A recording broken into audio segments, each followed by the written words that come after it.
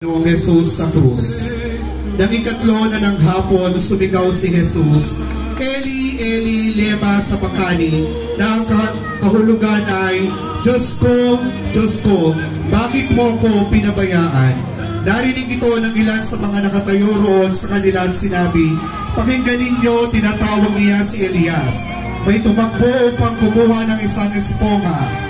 Ito'y binasa ng maasim na alak, inilagay sa dulo ng isang patpat at ipinasipsip kay Jesus. Tingnan nga natin kung darating si Elias upang iligtas siya. Sabi niya, sumigaw ng malakas si Jesus at pagkatapos ay nalabutan ng hininga. Ang tagpo ng Buena Muerte ay nasa pangangalaga ni Brother Simon Soriano at pamilya. Nuestro Señor Jesus traspasado, ang pasibat ni San Longino at sa tagiliran ng Panginoong Jesus.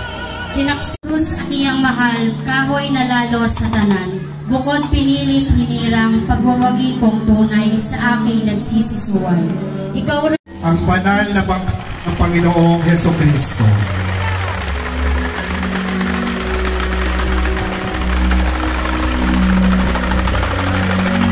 Si Jose na taga Arimatea ay umiling kay Pilato na makuha niya ang katawan ni Jesus. Pinahintulutan siya ni Pilato, kaya siya ay pumunta roon at kinuha ang katawan ni Jesus. Pumunta rin doon si Nicodemo. Siya ay may dalang pinaghalong dira at bago na isang dira ang timbang. Kinuha nga nila ang katawan ni Jesus. Binalot nila ito ng telang lino,